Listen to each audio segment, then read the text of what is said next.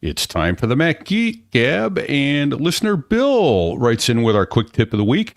If you're like me and frustrated with the seemingly arbitrary order of items in Mac's system settings, plus the inadequacy of system settings search function, and you missed the old feature that listed each setting in alphabetical order, hey, how easy was that, right? Well, you still can't change the order, but you can use the View menu, where you will see most of the items in alphabetical order. There are some strange omissions. General is not listed, but most of the items listed under General are there. The exception is autofill and passwords. I haven't been through all of the list to see what else is missing, but I think it's a good bet that if you can't find it with search, it might be listed under View. I still despair of the findability of some items. For example, how would you find extensions? Unless you knew it was paired with login items. And underneath General, it won't show in search. Still, this is a useful tip for those times when you simply can't find a setting. And boy, do I have those. All the best, Bill Shepard. Screwed that up, but it's Mac Geek Gab 1113 for Monday, October 27th, 2025. It was written right in front of me, hidden in plain sight. And we're off. Well, I almost was.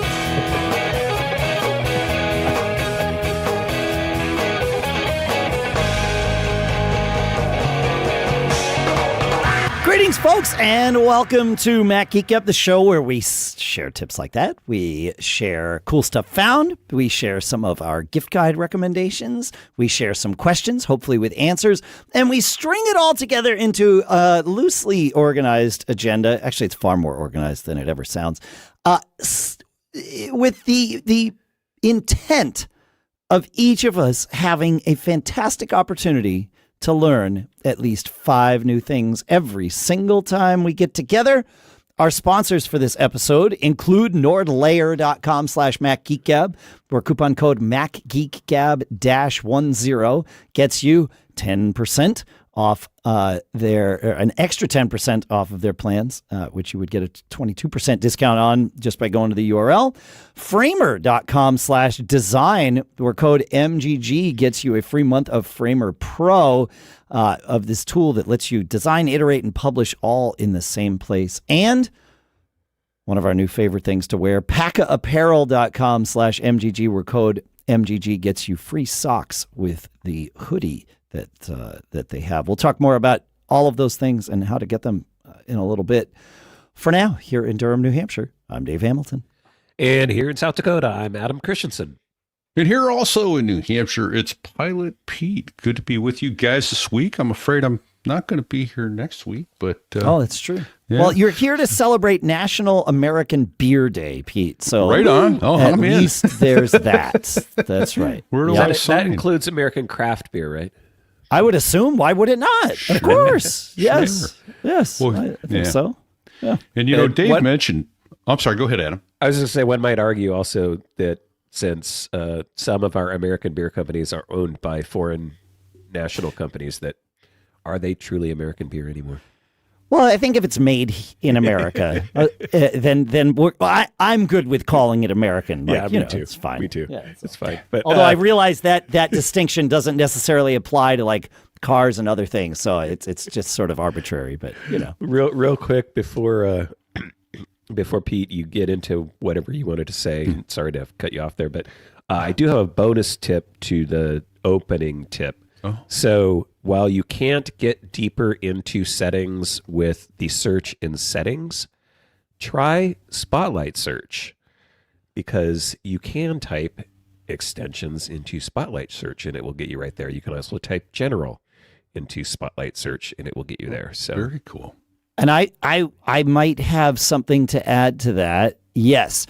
You would need to go into, it's very meta and circular reference here, but you would need to go into System Settings, Spotlight, and make sure that inside System Settings Spotlight, the System Settings checkbox for Spotlight is checked. Otherwise, they won't show up in your Spotlight search results.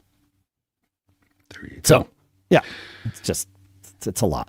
And then, of course, you and I had a late night text exchange over something that we were going to put in that was a part of an extension search. And I was like, oh, so that'll come up on another show. But I thought it was native to Mac OS, and it turns out it's not. So I have no idea how it got in there.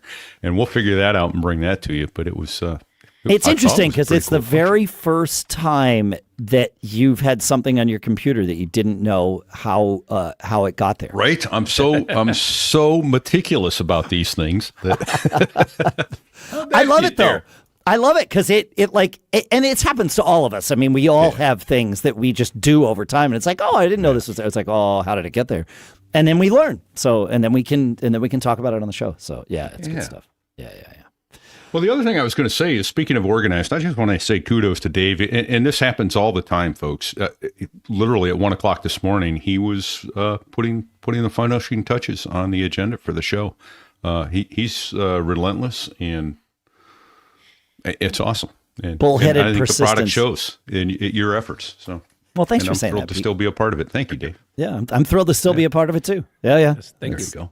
Yeah, it's you're all welcome, and also I am thankful for each and every one of you. You guys here, but also and I know I'm speaking like we're all saying the same thing. It's like we're thankful for each other, and equally thankful for every one of you that listens and participates and all of that. It's great. It's great. Yeah, it's one of the things I am most thankful for in my life these days, which is and that's been true for a long time. So, shall we? I think we shall. Yeah, but I don't want to forget about a little while we're doing sharing the love here. Some love for Power Photos, which is our giveaway still for this month. MacGeekGab.com/giveaway. You can go sign up there and win one of several Power Photos licenses, or sign up to hopefully win one of several. And if you want to share your MGG love, our merch store is live at MacGeekGab.com/merch. And we're always adding some tweaks. If you have ideas for things that you would like to see in our merch store, several of you asked about hats last year, and then we put hats in the merch store. It's all very fluid, and we're happy to do it. So, yeah. All right, now should we get back to quick tips?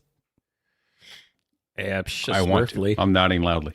Okay, great. Am Adam, I think with Dave Abides? The Dave Abides. The Dave Abides says, hey, I got a last-minute gig to play polka music on a flatbed for a parade tour. Well, that's awesome. I want to see that. We were only given an intersection to meet at. I thought maybe Apple Maps would be smart enough to find that, and as I began typing it in, adding it as a location to a calendar event, which is a bonus tip, it found it. This works in Google Maps as well. Prost. Well, prost to you, Dave, and that is awesome that it can find intersections, and I think I've used it to just find like interstates and stuff like that too. Huh. Yeah, I like it. But yeah, I always put in my my locations into my calendar events when it's going to be somewhere. That is a handy tip, because then you can do the thing where it's like time to leave, and it can calculate like traffic and tell you an alert like you need to leave now, otherwise you're going to be late. It's interesting. This is like, that is the epitome of a quick tip, because as you were saying it, it's like, oh man, I've never shared that on the show, and I use it every single day. Yeah. It's super valuable to have that in my calendar, and you can just pace things out. Yeah, it's amazing. Yeah. I'll also give a I guess a little mini cool stuff found now, and say I still use Fantastical, which I absolutely love, because I've got a quick shortcut for setting up a meeting, and it long before we had all this AI stuff, they were doing this thing where it will naturally text parse what you're typing in. So, hey, I have a meeting with so-and-so on this date at this time at this location. You type all that out, and it fills everything in for you. And you hit enter, and it's like, all right, it pulls in the contact info, it pulls in the map info, and now you've got an event. It's just nice. Magic. Still is magic to this day. Yeah. Yep. And Dan in the chat mentions that Polka on a Flatbed is his new band name. So that's a, you know. Polka on a Flatbed. That's a good album name too. Yeah. I have played. I have memory of playing on a flatbed once, a very strong memory. It was a college parade, and our band was asked to play on like one of the floats, and there was a competition or whatever. And I was not happy on this flatbed. Our driver was like driving the flatbed up over like curbs and stuff, and I'm sitting there with a drum set that I'm supposed to be playing, and I got more and more agitated, and I learned the value of remaining positive when you have a microphone in front of you and lots of people listening to what you're saying into that microphone, because I experimented with the opposite that day, maybe perhaps being not so positive with some commentary about our bus driver. It's really not the best. It's not the best. Is Dan's Polka on a Flatbed band a Weird Al Yankovic cover band, I would assume? Oh, it could be. Yeah. It could be. Yes. Yeah. That would be really interesting to do a Weird Al Yankovic tribute band. I know we're way off topic here, but yeah. And you had a guy on the Geek Gab who met Weird Al and and played, and it's kind of just got to meet him once, but played with his band or something, right? Now we're way off. I'm sorry. Yeah, we're way off. I'll take us further off, because he was right before my time, but he was the college DJ at my college radio station. Weird Al was? Yeah. While Cal you were Poly, there? San Luis Obispo. No, a couple years before I went there. Yeah. Yeah. Okay. Huh. Well, there you go. All right. Yeah. Should I get us back on track here? I mean, yes, if you have to. Sure. Okay. Well, because I can. So Dave wrote in, actually David, he wrote in, I recently created a quick action using Automator such that I can right click on a folder, get quick action, and then it'll open a terminal window in that selected folder. Now I'm going to read every colon and semicolon in the Apple script here. Listen closely. Take out your notebook. Just kidding. We're going to put it in show notes. This is cool. I can't tell you how many times I open terminal and want to get to a given path. And then my trick has always been to go to Finder and drag that folder into the terminal window and say, CD to this folder. So that's one way to do it. But this thing is cool. We'll put that Automator thing in and exactly how to do it. I created it, followed it, and opens the terminal in exactly the folder that you're in Finder. And man, I could have used that millions of times. Well, many, many times over the last many years. So, yeah. So, thank you, David. That's a great quick tip. Yeah. Yeah. Love it. That's not as quick, but I will go to our favorite other things. So, if you're in the Finder and you click, you right click on a folder or a document and hold down the Option key, your copy option will turn into copy as Pathname. And then you could just paste that into the terminal. Wait, say that one more time for me in the back. In the Finder, if you right click to bring up the menu for an item in the Finder, a document or a folder, you have copy as an option. If you hold down the Option key, you'll get copy that as a path name, and it will copy the full path name to that file or document to your clipboard. You sure can. But now I have a stump quick tip, or I guess a question, because as I was doing this to make sure I knew what I was talking about, I held down the Option key, and then there's the duplicate command, in the menu. Yeah. And then I'm like, well, what happens if you hold Shift? It says duplicate exactly. What is the difference between duplicate and duplicate exactly? Out, I bet you.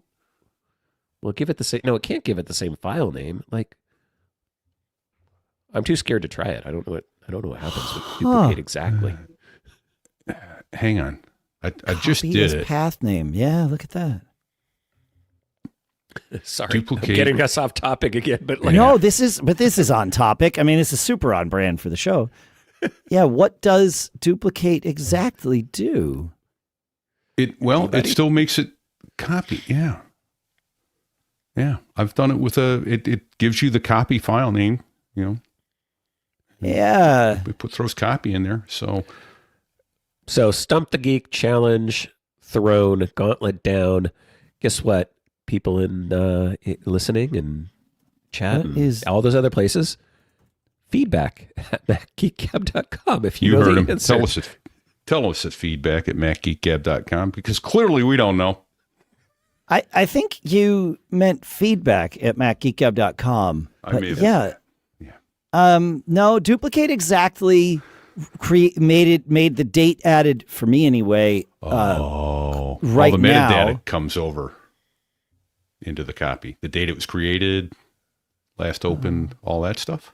Okay, here's what ChatGPT says on this. Okay. And I have not parsed this yet, so I may be sharing terribly wrong information. However, duplicate regular creates a copy of the file with new metadata. The creation date and modification date are updated. The extended attributes may or may not be preserved, blah, blah, blah. Duplicate exactly is a bit-for-bit copy preserving everything, the original creation and modification dates, which is incorrect because I literally am seeing in the Finder that it was created. No. Well, this is interesting. The date added is changed, but the created, modified, and last opened are all the same. But that's true of that. I also did a duplicate of the same file because I wanted to have a compare and contrast. And in the at least short metadata that I see, I'm not seeing anything different. So yeah, I'm not. I mean, ChatGPT is correct that like you in terms of how to invoke this, but I'm not. There's more to this. So anyway, we'll move on. And we will circle back to this. Yes. Nothing to see here, folks. Move along. Like Polka on a flatbed, this one's not going away. No. Come on, that was pretty good. It is going away. It's going down the road right now. Show title, right? That was already the show title. Like that, definitely already the show title. We're just gonna keep bringing it back. Yeah. Like Polka on a flatbed. It's not going away. Keep going around the block. You just keep on going. We love a little polka. It's good to have a smoke. I don't know, whatever. Anyway, let's move on. It's not really good to have a smoka. It was just the only thing I could think of. Okay, here you go. Unless it's like a polka reggae band, in which case, never mind. All right. Start with a T. Okay. All right, we're having fun now. I swear I only took Advil before the show this morning. Let's see. Harvey has our next one, and I swear I will get there by the time I start talking about it. Harvey says, "Hi, Dave, Pete, and Adam. I've been using the accessibility function Assistive Touch on my iPhones and iPads for years. That's the little white button that sort of appears on your screen. For those of you who don't know what that's called, that's what it is, and you can turn it on in accessibility." He says, "I recently, by accident, discovered another feature that I've never used, which you may already know about. To set it up, I go to Accessibility in the Settings menu. I choose Touch, and under Physical and Motor, I turn on Assistive Touch. By customizing the top-level menu, I've added features such as Shake, Lock Rotation, Accessibility Shortcut, Speak Screen, Restart, Screenshot, etc. You are allowed up to 8 icons on this menu. Mostly I use it when I want to restart the device rather than remember all of the button permutations needed to restart and open up the accessibility shortcut, so I can reduce the white point when reading late at night. When it's turned on, a translucent icon appears on my screen that I can touch whenever I need to use one of those functions. Here's what I discovered. One of the things you can also set is what happens when you tap that button. You have 3 options: single tap, double tap, and long press. Each of those options can be set up similarly to the back tap feature with double and triple tap, which provides an additional 3 options for quick actions. In my case, on my phone, I've set single tap to open the Assistive Touch menu, okay, double tap to open my camera, okay, and long press to open Control Center without having to do any swiping. On my iPad, single tap is the open menu, double tap is control center, and long press activates one of my shortcuts. I can't even imagine thinking contextually differently about that depending on which device I'm holding, but maybe that's easier said than done. Like it is a different thing in your hand, so maybe. So thank you for that, Harvey. Yeah, that's I've always, anytime I see the assistive touch button on my screen, it is my first priority to get rid of it because I always find it in the way. But I can see where on an iPad, maybe having that extra little menu, if you will, could be really helpful. So yeah. A lot of handy things. Used to be back in the day that was your fix when your home button broke. You turn on that assistive touch button. Right. I think that's I guess that's not. I mean, it's still the case if you have a home button, right? Yeah, exactly. Yeah.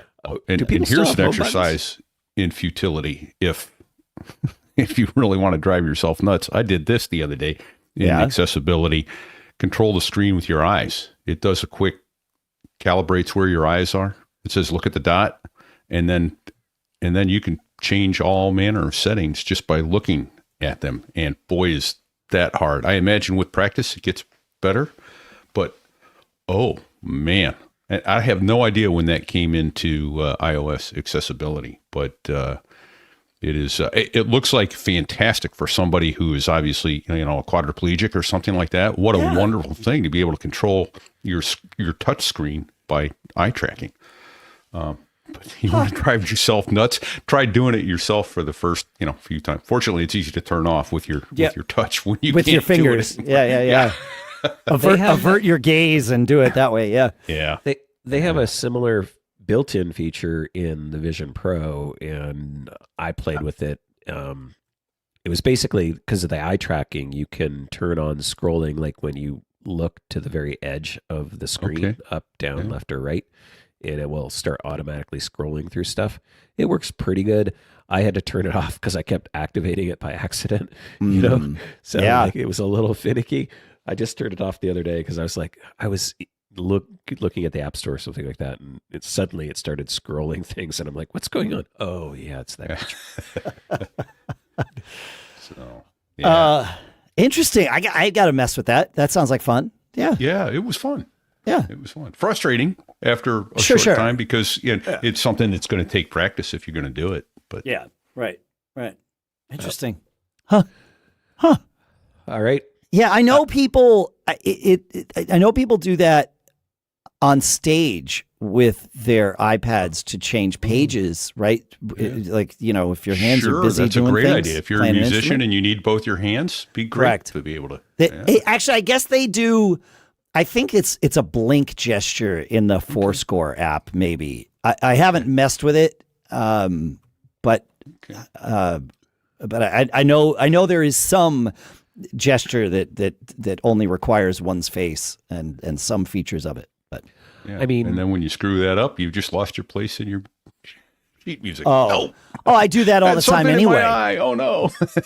Here's something I learned at a gig recently.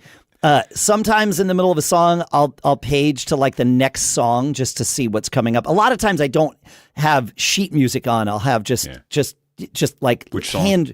Notes about like, oh, we end this, we play it 4 times and then end on the one or whatever. Yeah. Like I'll have notes like that, but I'll also have the click track in each thing, so I can have a different click for each song if we're playing to a click. Which we did this Thriller gig last week, so we were all playing to a click for the most part. I found out that in Fourscore, and this is a tip for very few of you, but valuable one nonetheless, when you change to the next song, it changes the tempo of the click to whatever you set for the next song. So let that be a lesson to you and your bandmates. Everybody gets to look. You get talk about a good way to get the attention of one's bandmates. Right? Talk about rubbing your belly and patting your head at the same time. Yeah, it's like playing one beat and let's turn that off now. Yep.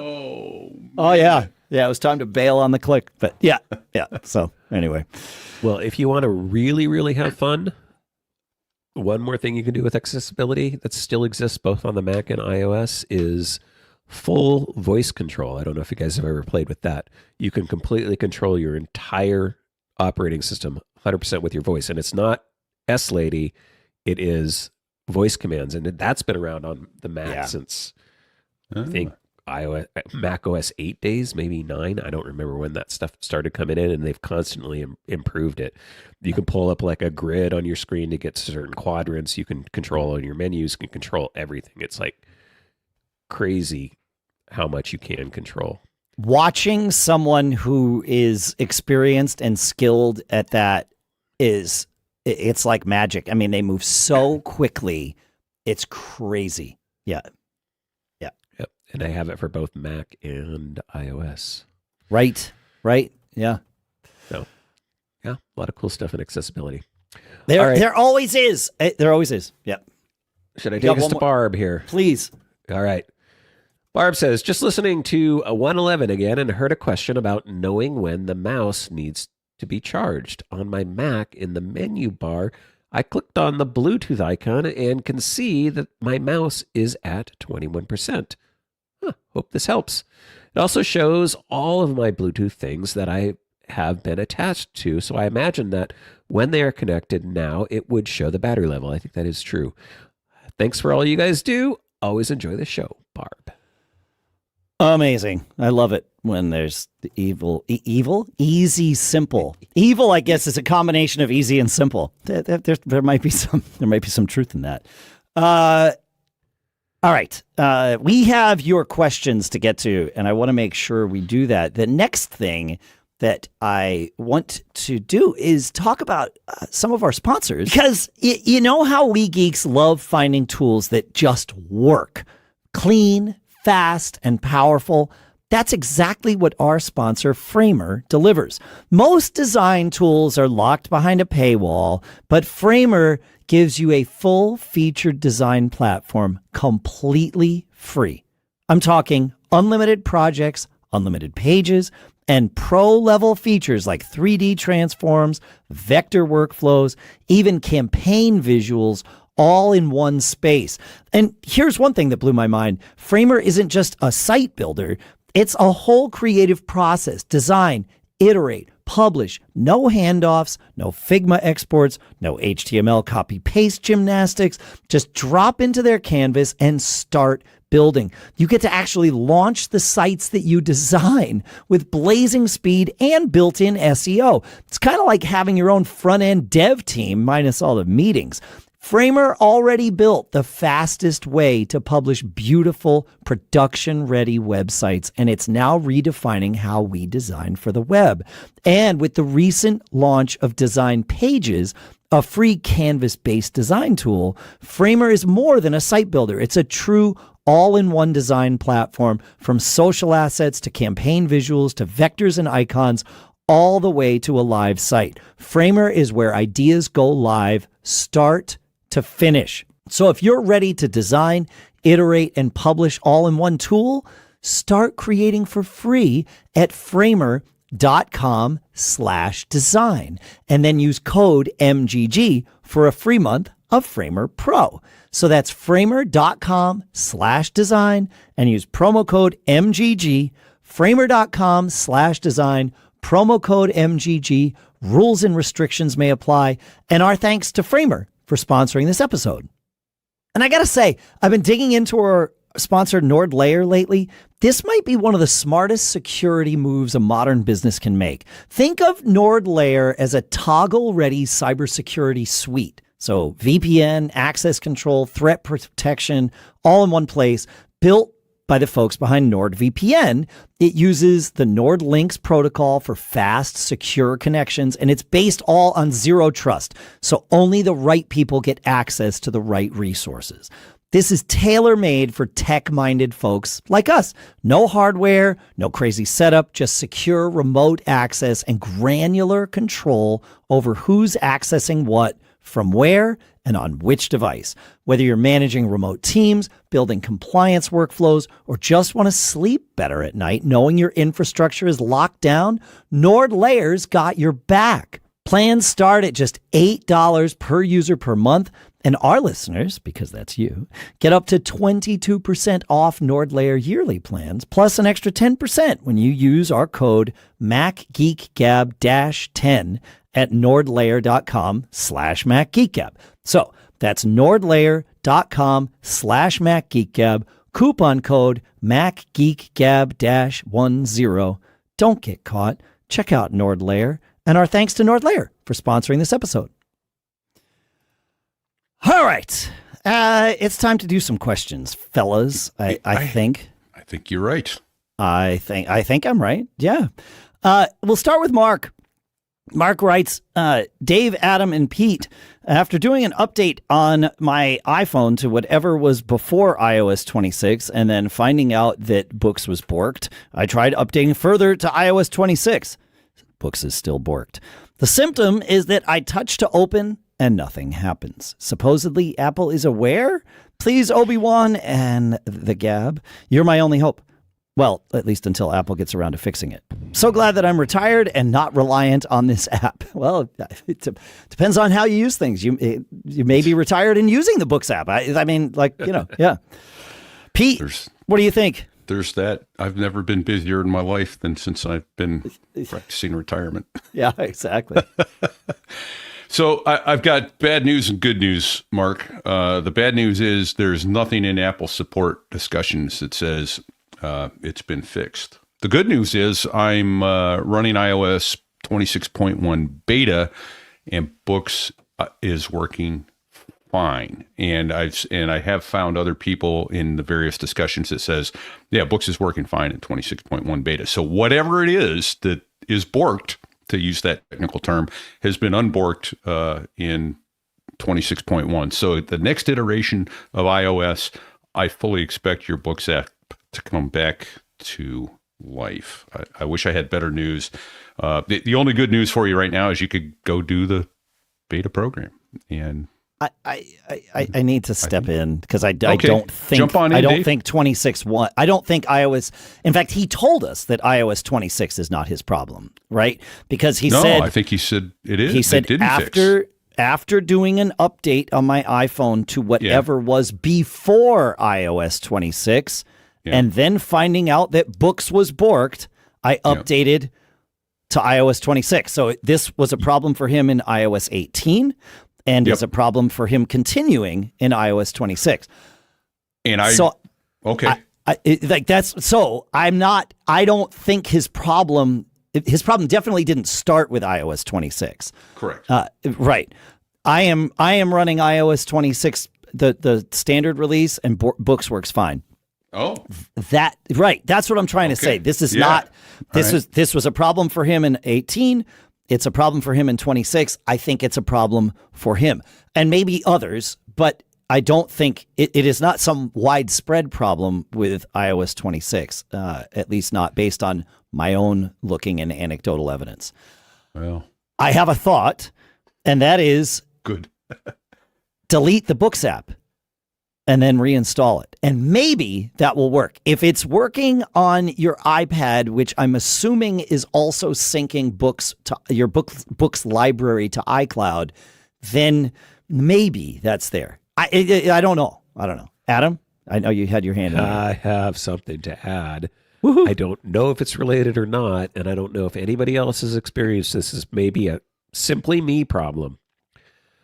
A couple times since upgrading to iOS 26 in various apps, I've had 2 or 3 situations where this has happened.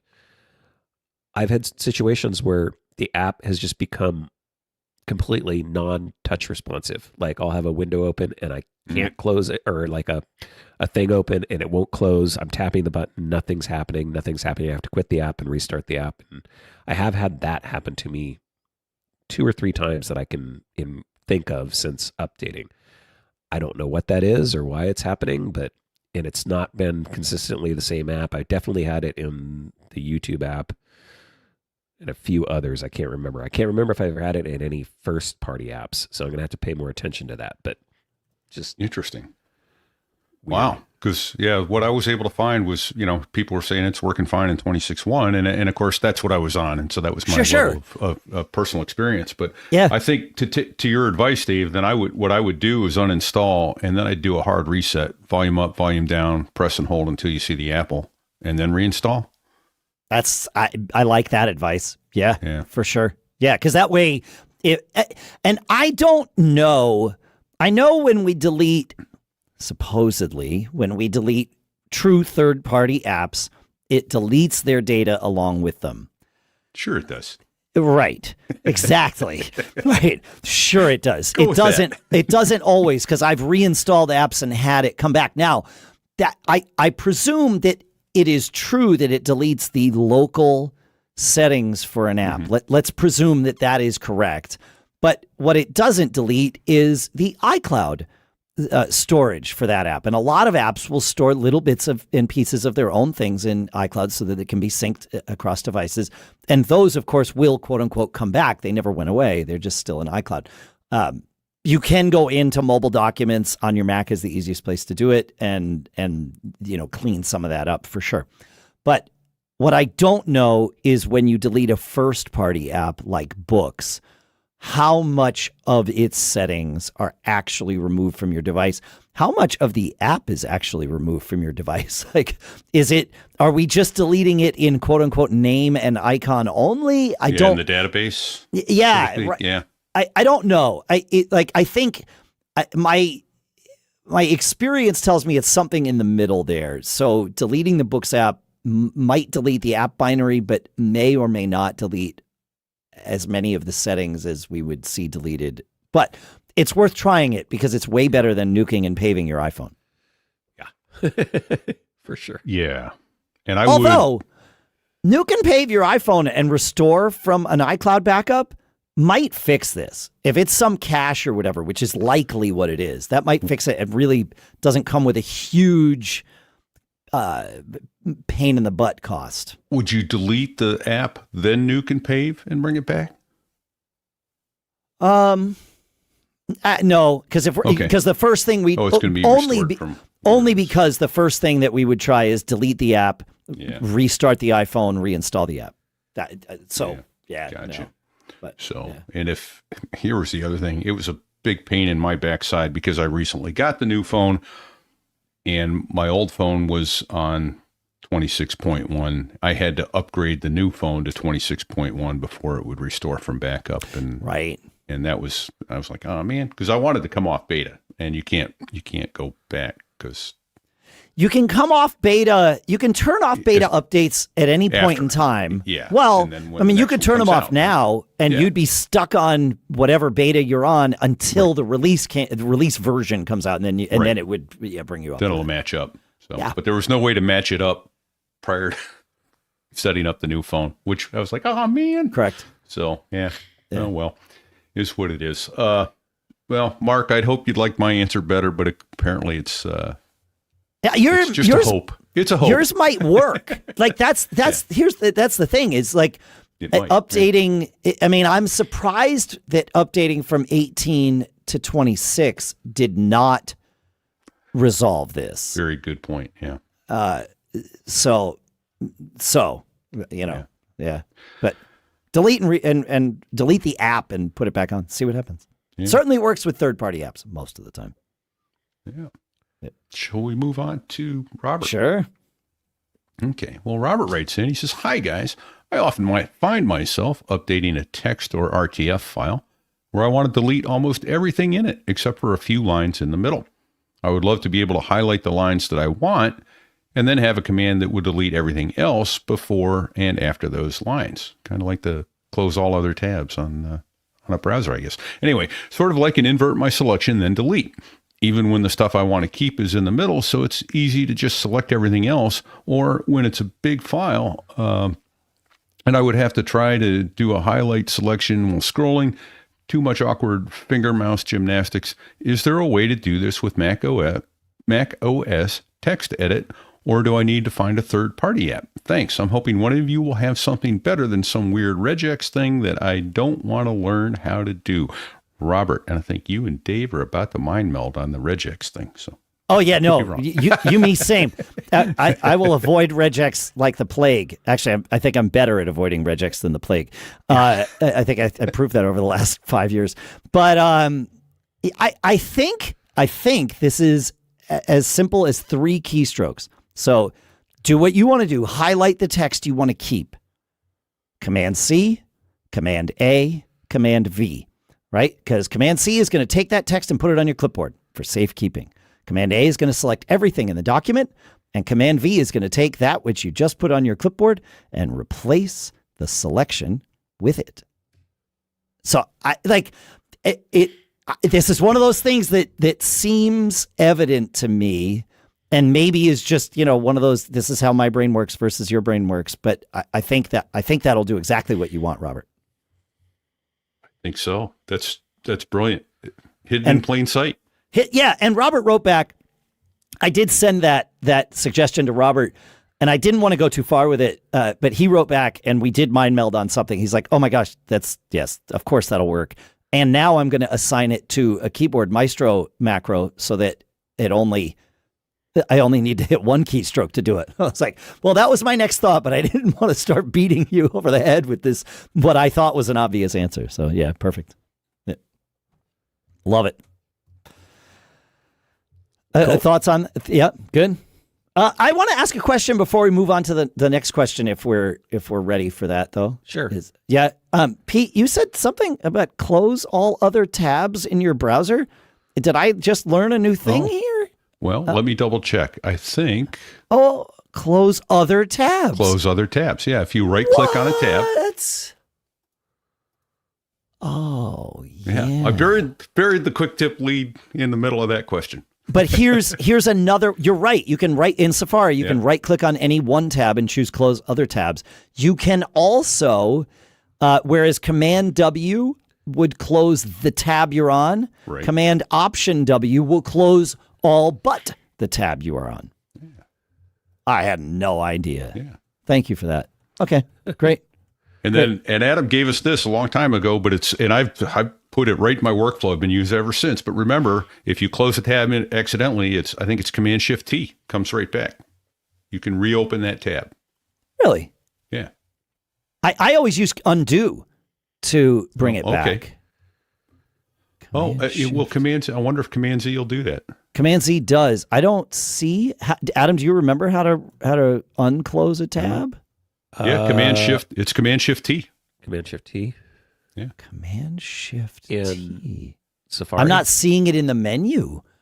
No. Yeah. Oh, interesting. Yeah. I'm pretty sure Adam gave us that quick tip at some point. Somebody did, and I attribute it to you, Adam. It's your fault. I think it's in history. It's not under file. Oh, okay. That's why I'm not finding it. Reopen last closed window. Reopen last closed tab. Oh. Yeah. Or tab, I think, if you have multiple tabs. But I got to remember that, because sometimes what'll happen, it just happened yesterday. I closed a tab and I wanted to bring it back, and I hit Command Z and it wouldn't come back. Yeah. But if I went to the menu, if I went to edit, undo, the tab came back. And the reason was the tab that I subsequently landed on was like a Google Docs tab or something, which intercepts the Command Z, because you would use it while editing, right? Right. You want it to, except for when it doesn't read your mind. So do what I want, not what I tell you. Yeah, exactly. Read my mind.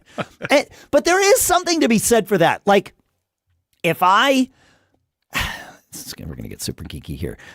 If I close a tab and within half a second hit Command Z, and the tab that I've landed on is Google Docs, you, as the operating system, know darn well I don't want to undo what just happened in Google, what happened minutes ago in Google Docs. You know that I want to undo the thing that I just did, so it shouldn't let it intercept it. Like, there could be some smarts to this.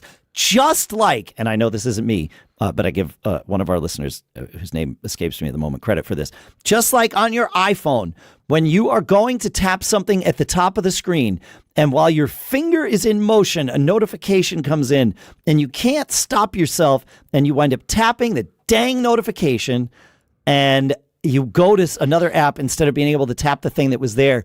And I think this person, they did a whole like thesis on this. It was amazing. But they said that there's like 220 milliseconds is the round trip time that it takes your brain to process and stop moving your hand and all that stuff.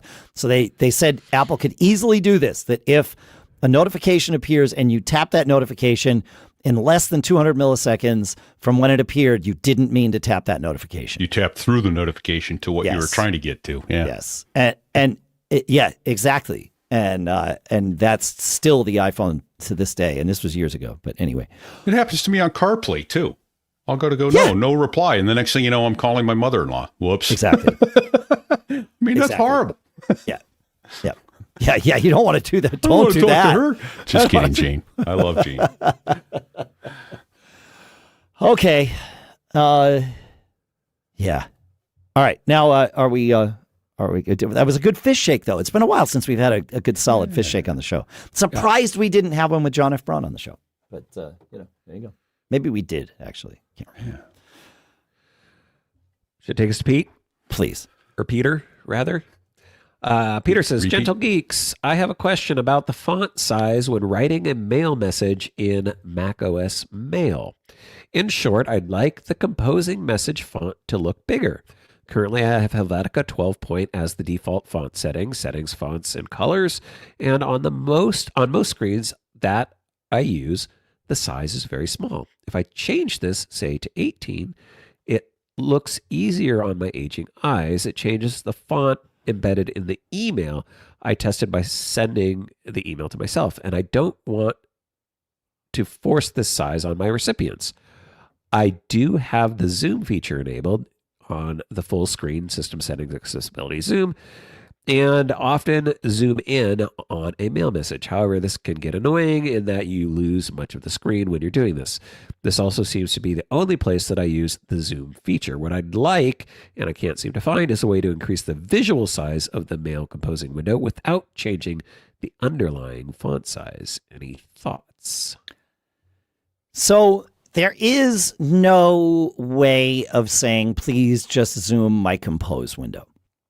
At least not without a third-party app, and I'm not aware of what third-party app that would be, but maybe there is one or something. Of course, there are third-party mail clients, which might be an option here. However, I, too, have had the desire to send things in a different font than I see things, and I'm going to admit something that might not be super popular.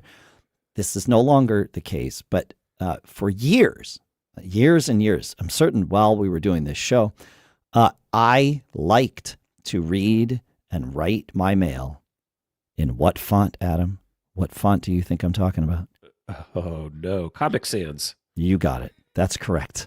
If there was no preparation for this other than the worldwide hatred of Comic Sans. So the last thing that I wanted to do was be sending mail out in Comic Sans, even though that's what I was reading it in.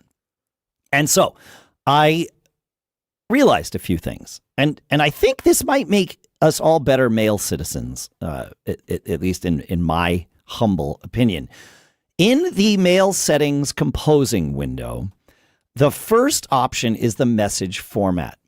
And I have mine set to be plain text.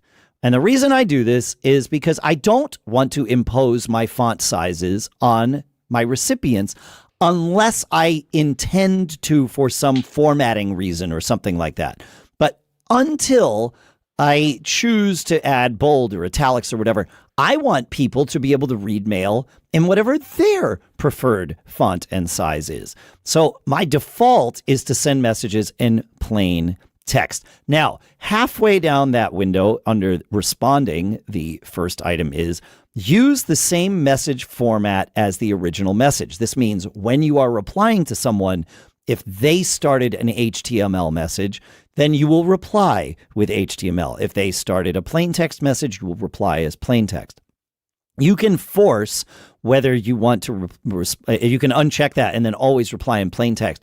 But that kind of blows away some formatting if somebody's bothered to format an email, and that can really ruin a reply chain, which is why I have mine set that way. But oftentimes when I reply to a message that has been sent with formatting, I am now typing in the same font that the rest of the message was in, so I'm still not imposing my size or in the past, Comic Sans. So I think this might get you close to what you want, Peter.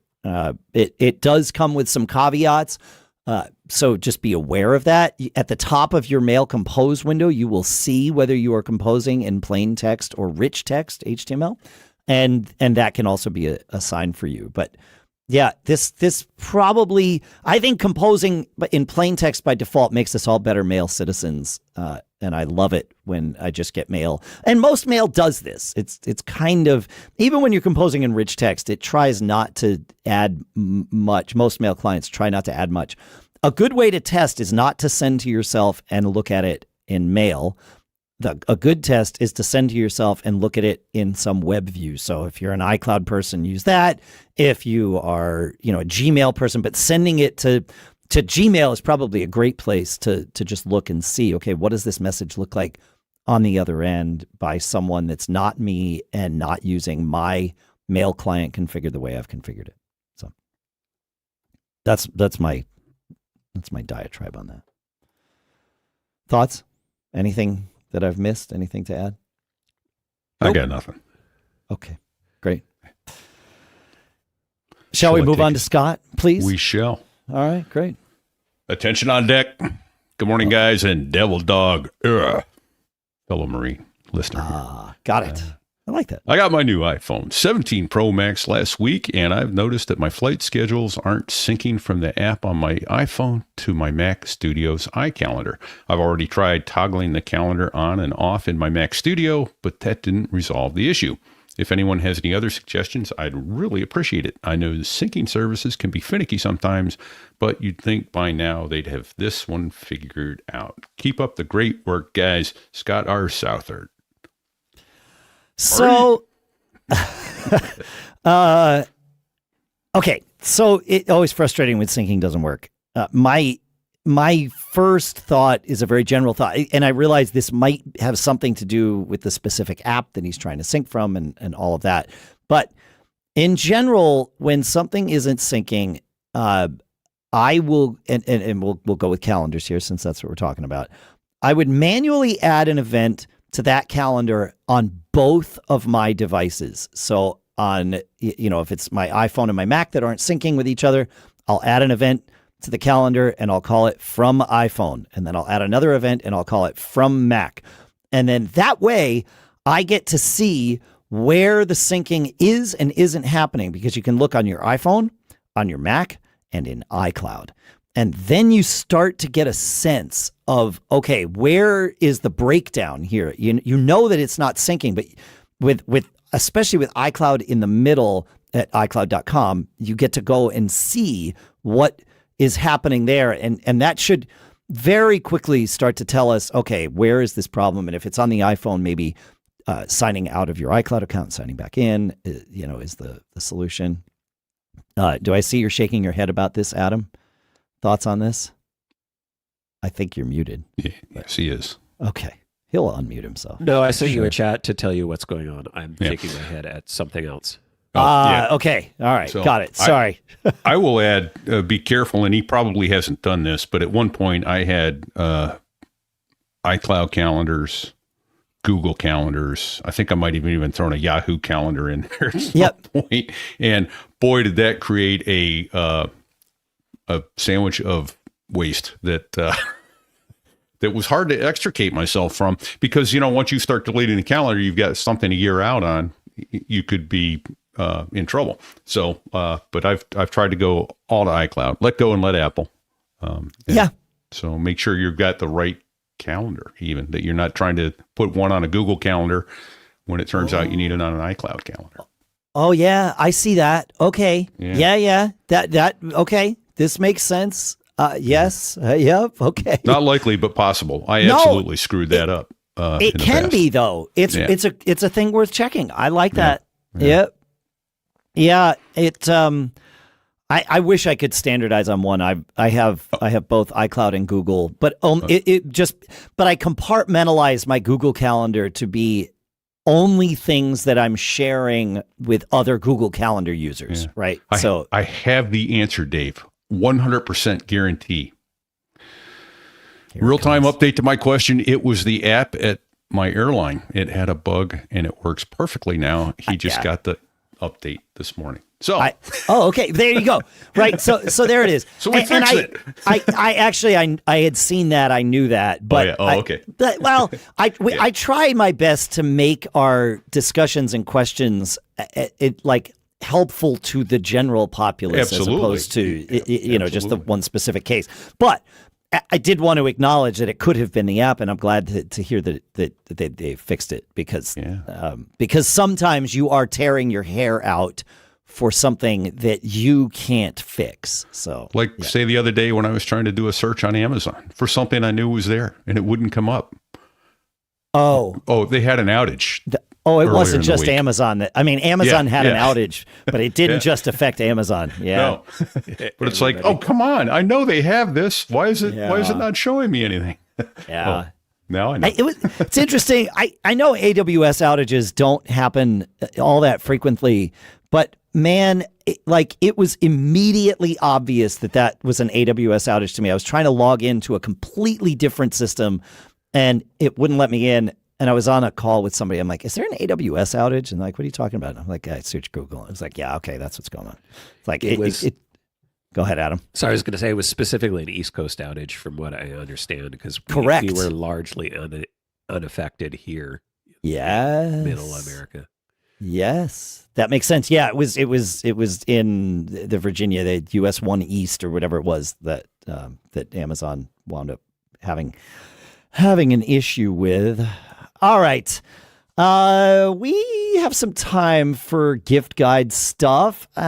We also, and perhaps this might even be for a gift guide, but I want to talk about our next sponsor. All right, look, you know that hoodie you can't stop reaching for? The one that kind of feels like a second skin? It's soft, it's warm, and somehow makes you feel a little more grounded.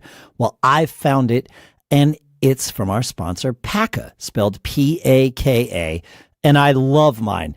In fact, I just ordered a second one for Lisa, along with a pair of their socks for her, too. Shh, it's an anniversary gift. Don't tell her. Seriously, though, this hoodie is softer than cashmere, warmer than wool, and it breathes.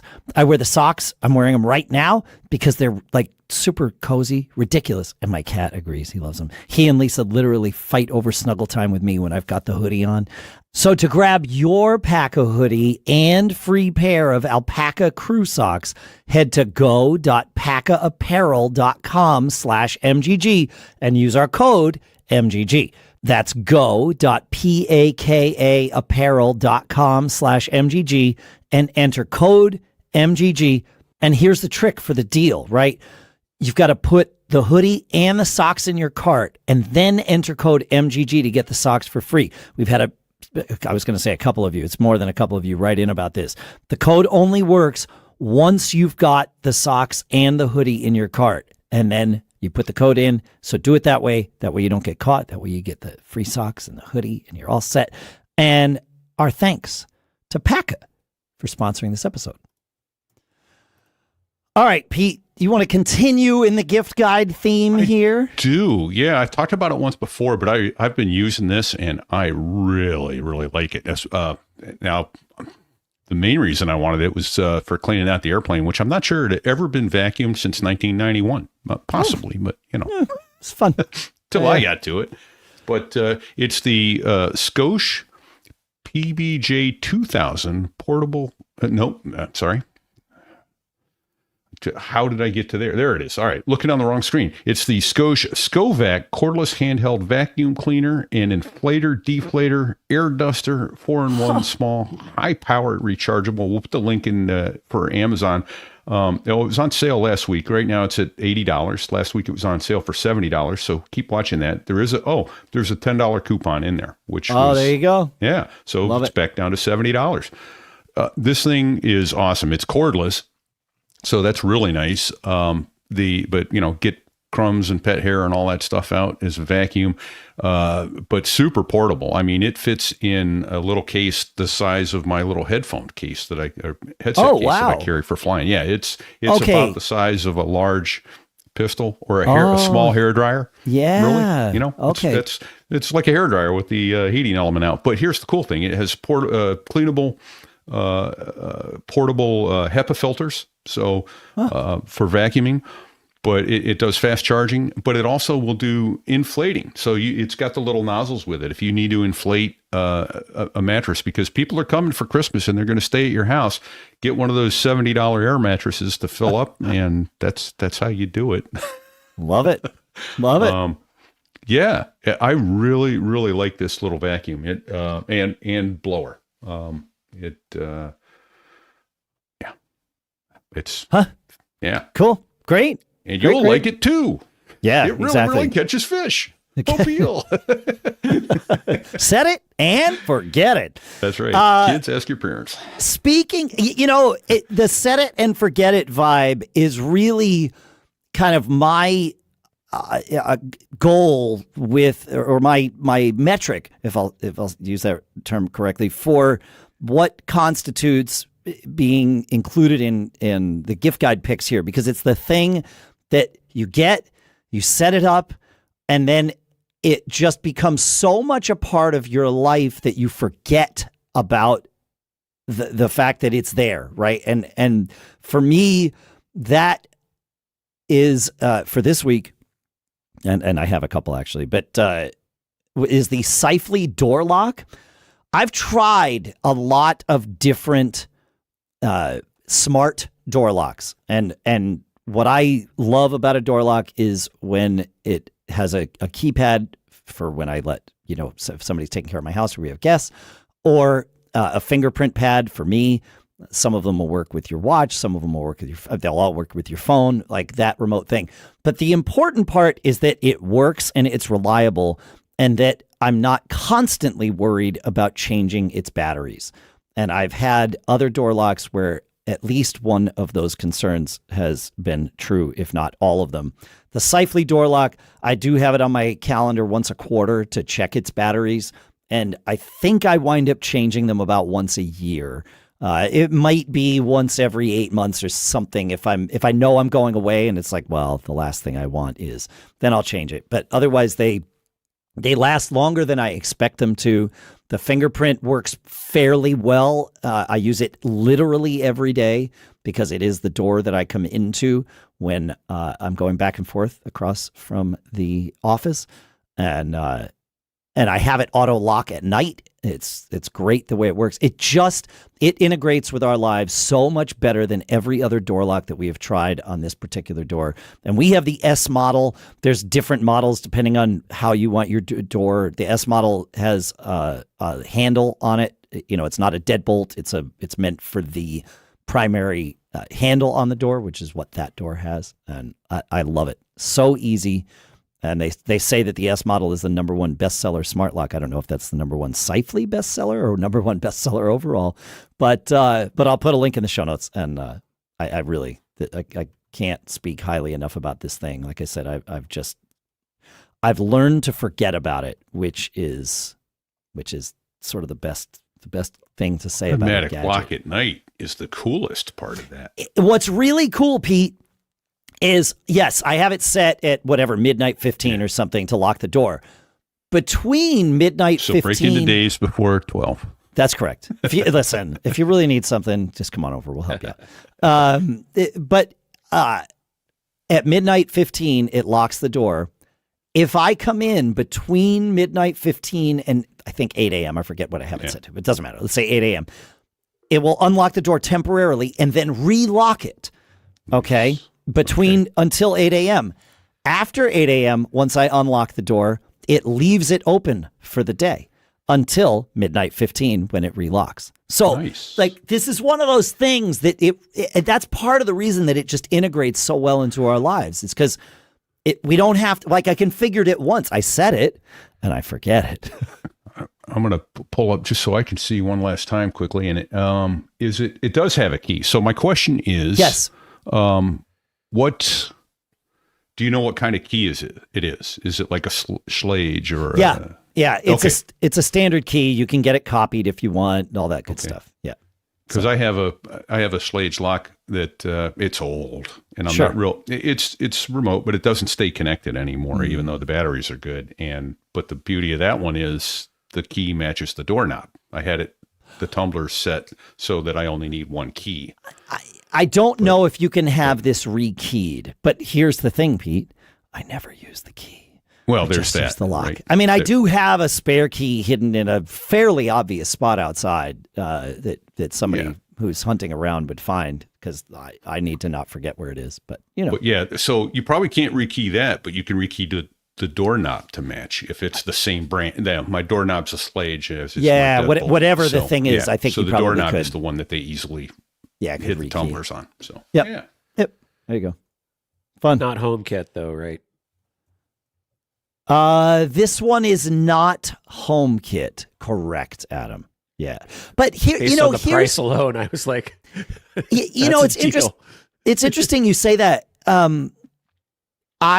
This lock does sync with the Amazon A Lady, right? And I think I in fact I'm fairly sure that I did add it to it, and I know that if I remember the incantation, I could have it lock or unlock the door. But in general, other than being alerted when the lock opens, I'm not sure what we would use HomeKit for with this lock. Although I guess automation, if I'm out and coming home, I could just have it unlock the door, right? Like if it's me. So maybe this is one of those things where without having it, I'm not thinking about how I would use it. But once I had it, I would think about ways to use it. I don't know. I was just asking because I went to look at it and I looked at the price and I'm like, oh, that's really affordable. And yeah. There's no way it's HomeKit if it's that affordable. Right. So right. Your mileage may vary depending upon what you want. That just seems like a great deal because we have an old like keypad that the previous owner at the house here installed, and this might be actually a good replacement for the deadbolt one. It's $80 for the lock that I have on Amazon. So just to because we were talking about the price without I realized we hadn't said the price. So sorry. Yeah, that's a pretty good deal. I mean, that's not much more than your standard. Might even be less than your standard door handle lock thing, honestly. Yeah. Fair. Yeah. That's right. It does have a fob unlock. I forgot about that. There is that. So I haven't used the fob because I don't. Cool. Yeah. The fingerprint. I will say the fingerprint works the best of any fingerprint that I have tested, which is to say about 80% of the time. I get fails and then I put my fingerprint on again and then it's fine, but it's not perfect, but it's close enough usually. So, and then you can always type the thing if it's like your hand's wet or you've got gloves on or, whatever. So sure. Yeah. But that's pretty good. Excellent. Links in the show notes, folks. You got one for us, Adam? This one, again, it was like you were talking about, and that's what kind of triggered me to remember it. Is like one of those things that I just have. It sits behind me in the office all the time, and I use it all the time, but I bought it years ago. It is the iFixit Essentials Electronic Toolkit. As a matter of fact, it's right here. It's so close. It comes in a hard case, and it's got all the tools you would need to service your devices. So, it's got the little suction cup for pulling glass off old iMacs. It's got spludger tools and things for separating things. It's got the large guitar pick style things for like prying open iPhones and stuff like that. Plus all the little, bits and stuff, the hex bits and the star bits. Oh, yeah. All of your things.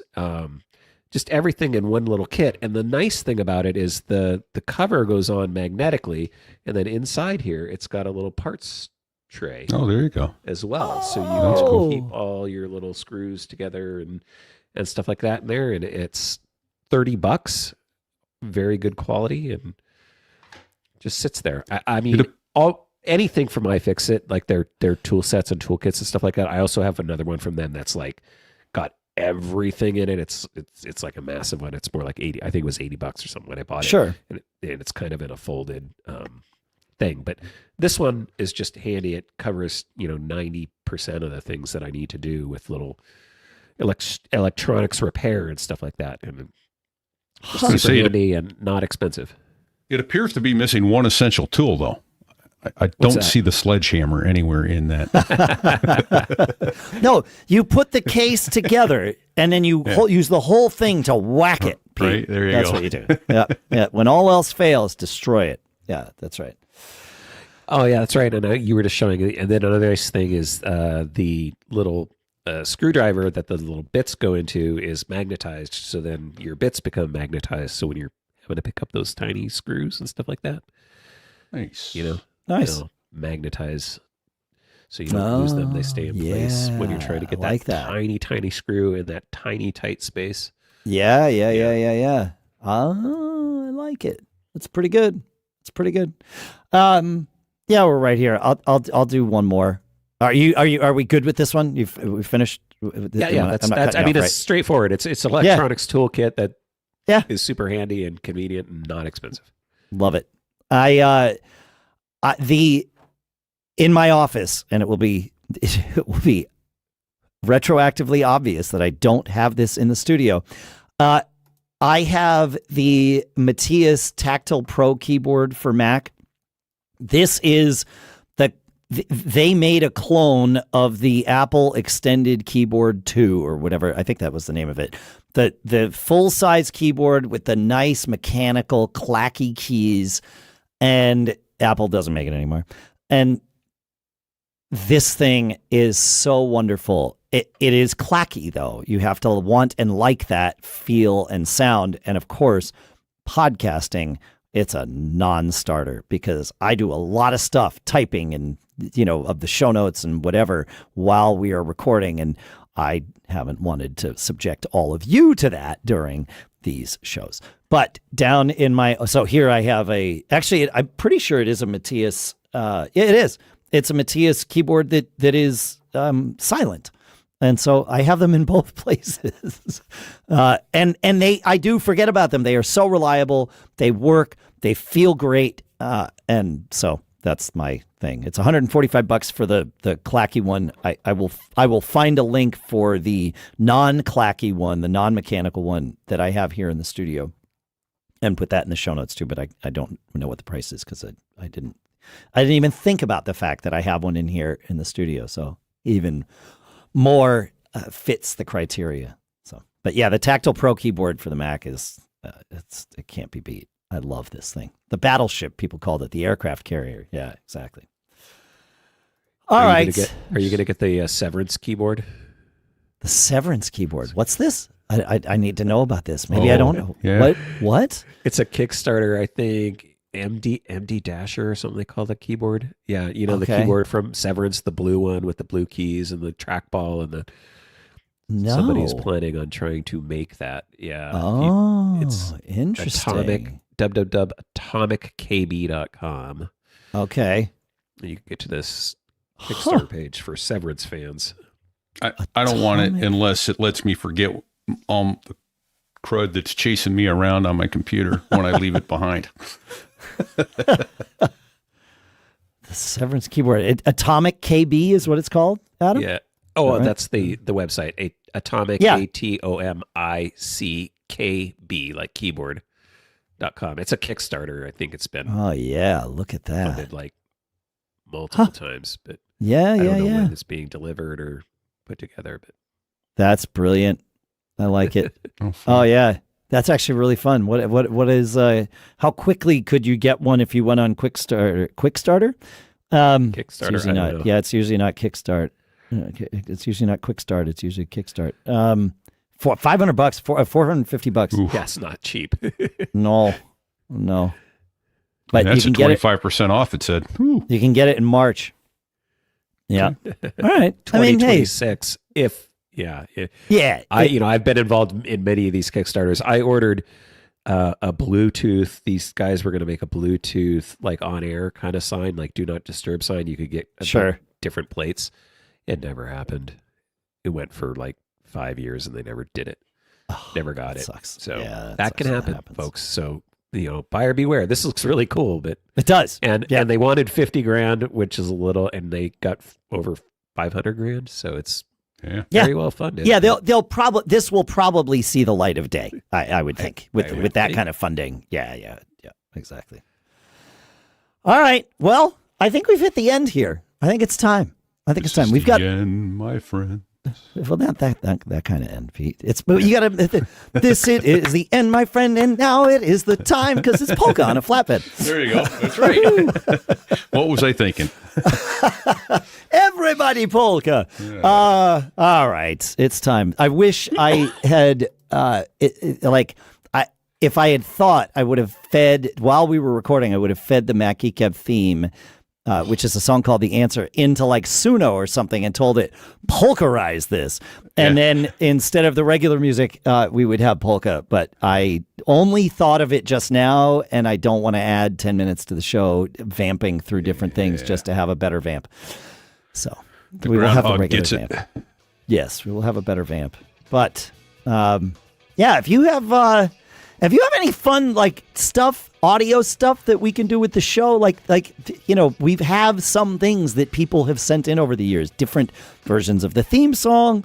Somebody actually put lyrics to the theme song once. That's right. I remember that. Yeah. Which we have for here. Show 100 or something, wasn't it? No, because you were already part of the show by then. Because I'm pretty sure they mentioned Pilot Pete in there somewhere. But yeah. I'll have I was there for 100.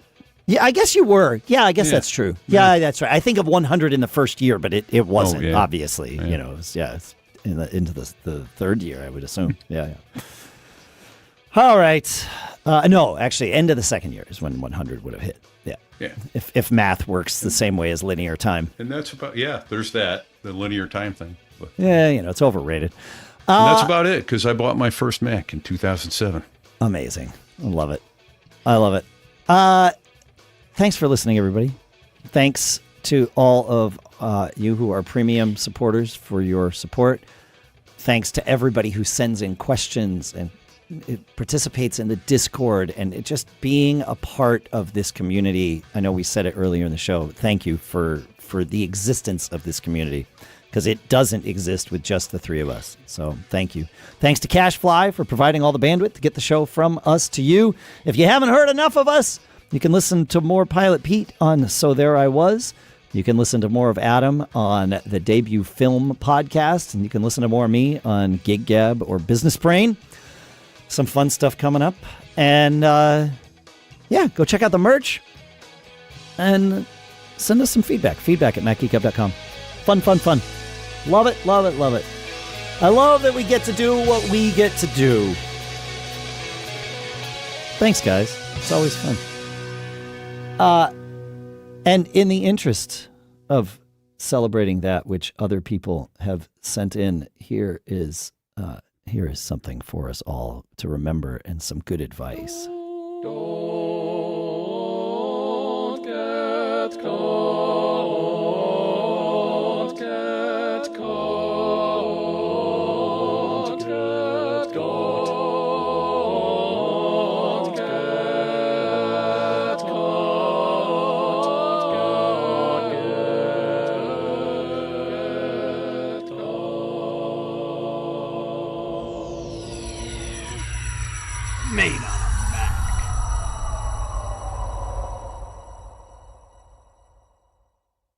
Later.